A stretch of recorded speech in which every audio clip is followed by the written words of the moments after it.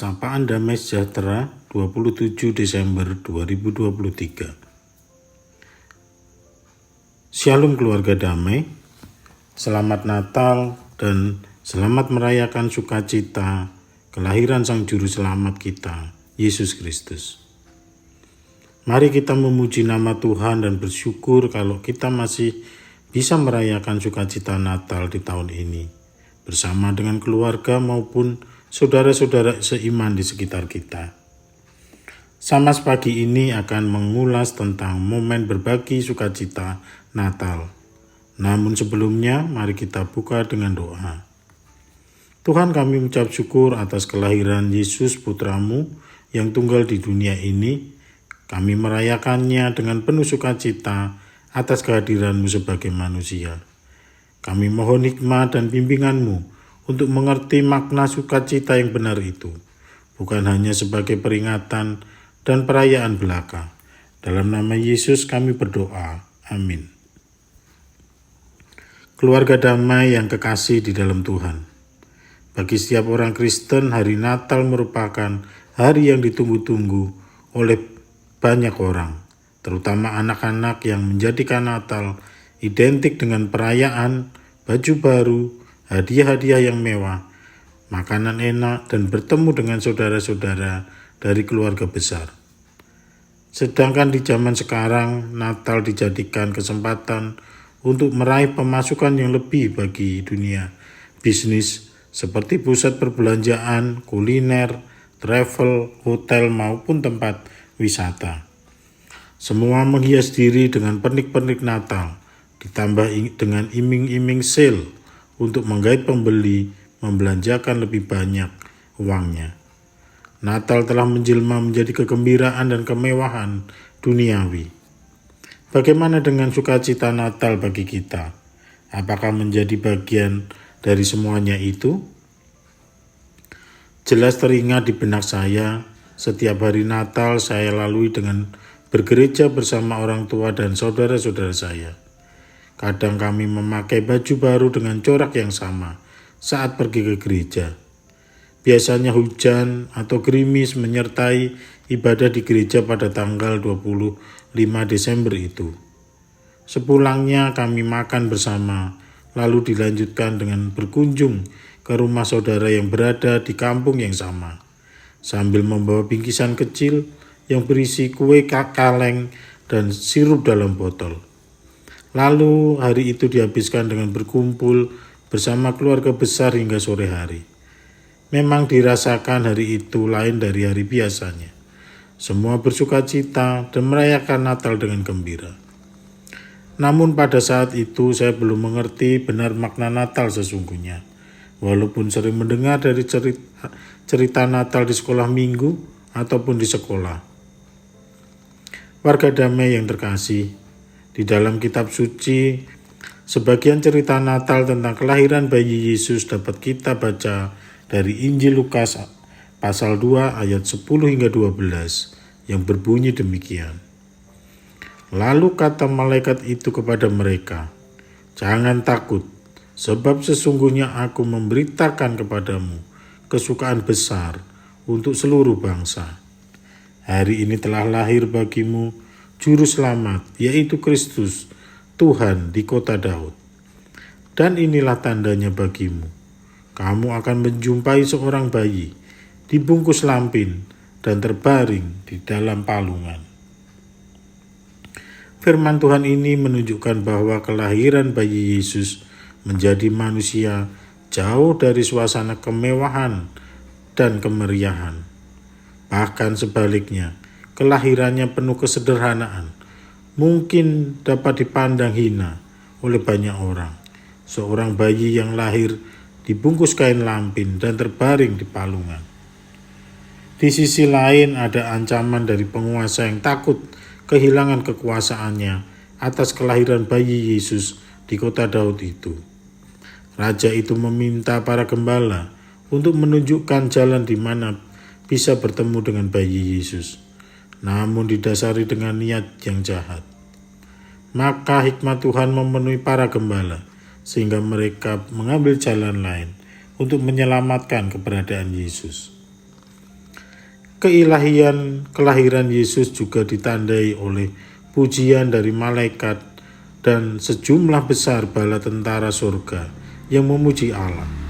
Kemuliaan bagi Allah di tempat yang maha tinggi, dan damai sejahtera di bumi di antara manusia yang berkenan kepadanya. Ayat 13 dan 14. Jemaat damai, jika kita cermati kedua peristiwa di atas, realitas sukacita Natal dalam hidup orang Kristen dan orang-orang pada umumnya, dibandingkan yang tertulis di Alkitab, sangatlah kontras nuansa dan maknanya. Tidaklah salah jika kita orang-orang Kristen merayakan Natal dengan penuh kemeriahan dan kegembiraan. Namun yang terlebih penting, apakah kita masih memahami makna sebenarnya, apa itu sukacita Natal yang paling hakiki. Dalam ayat 10 dan 11 menceritakan bahwa kabar kesukaan besar untuk seluruh bangsa bahwa telah lahir Yesus Kristus Tuhan sebagai juru selamat di dunia ini. Inilah makna Natal yang sebenarnya, yang seharusnya menjadikan kesukaan besar bagi semua manusia berdosa. Yesus datang sebagai manusia untuk seluruh bangsa, sebagai juru selamat bagi semua manusia yang berdosa, termasuk kita semua. Kelahirannya merupakan awal penebusan nyata dari dosa kita, hingga kita dipindahkan dari dalam maut ke dalam hidup yang kekal di dalam Tuhan. Anugerah yang terindah dan terbesar bagi kehidupan seluruh manusia, yaitu kelahiran Yesus, merupakan penjelmaan Allah yang mau rela merendahkan diri sebagai manusia. Allah Sang Pencipta kita mau hidup sama dengan manusia yang hina ini, harus mau menderita lapar dan haus, bahkan dihina, disesah, dipukuli, dan disalibkan. Semuanya itu hanya untuk menebus dosa-dosa kita. Lalu sukacita apa lagi yang kita perlukan selain anugerah Tuhan yang sangat besar yang telah diberikan kepada kita? Saudara-saudara yang dikasihi Tuhan, sebenarnya sukacita hidup orang Kristen di dalam Tuhan muncul di sepanjang tahun dan di sepanjang hidup setelah kita mengalami penebusan dosa dan mendapatkan hidup kekal. Jadi sukacita kita bukan hanya muncul di setiap Natal saja. Sukacita Natal lebih tepat ditujukan sebagai ucapan syukur kita atas kebaikan Tuhan melalui penjelmaannya menjadi manusia. Sukacita Natal yang dilengkapi dengan kemeriahan dan kemewahan harusnya kembali kepada perenungan mendasar. Mengapa Allah harus menjelma menjadi manusia? Kelahiran Yesus hanyalah suatu awal dari tugas penjelmaan Allah sebagai manusia yang harus dilewati dengan penghinaan, penyiksaan tubuh dan jiwanya, yang selanjutnya harus diakhiri dengan kematian di kayu salib. Cerita Natal harus ditangkap maknanya dengan lengkap, sehingga peristiwa kematian dan kebangkitannya harus menyatu dan menunjukkan bahwa Allah, Sang Pencipta kita, mau menjelma menjadi manusia dan akhirnya mati, namun bangkit kembali dan naik ke surga. Disitulah ditunjukkan bahwa Allah benar-benar Allah yang maha tinggi, yang patut disembah dan dipuji, yang bisa melakukan segala hal mulai dari menjelma menjadi manusia dan bangkit dari antara orang mati. Itulah Allah kita yang maha besar.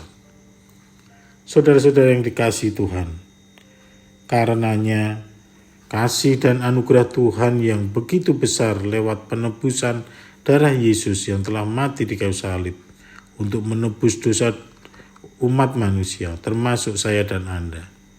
Sangat disayangkan apabila kita hanya merayakan Natal dengan makna yang kabur. Tapi marilah kita kembali mengajak semua orang untuk memaknai arti Natal secara utuh.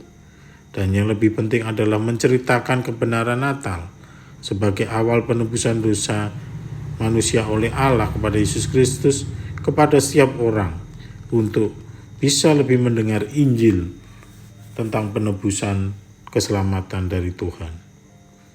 Dengan hadirnya Allah ke dunia ini, maka peristiwa kematian Yesus sekayu salib bisa dilengkapi. yang dari peristiwa itu maka Allah memindahkan hidup kita ke dalam keselamatan hidup yang kekal. Mari kita berdoa. Tuhan, kami mensyukuri kelahiran-Mu sebagai juru selamat bagi semua bangsa. Ajar kami memaknai kelahiran-Mu dengan benar, sehingga kami tetap mengingat kedatangan-Mu ke dunia secara utuh, bukan saja peristiwa Natal yang harus dirayakan tanpa makna yang benar. Ajar kami mengingat bahwa Natal menjadi awal penebusan dosa dan anugerah hidup kekal bagi kami. Engkau Allah sebagai manusia harus melalui sengsara untuk menyelamatkan kami. Sungguh besar yang Kau berikan kepada kami. Ajar kami mensyukurinya di setiap hidup kami sehari-hari. Terima kasih Tuhan. Dalam nama Yesus kami berdoa. Amin. Selamat merayakan makna Natal dengan makna kedatangan Yesus sebagai juru selamat lebih daripada perayaan dan kemeriahan. Tunjukkan sukacitamu setiap saat sebagai ucapan syukur atas keselamatan yang Dia beri. Tuhan Yesus memberkati.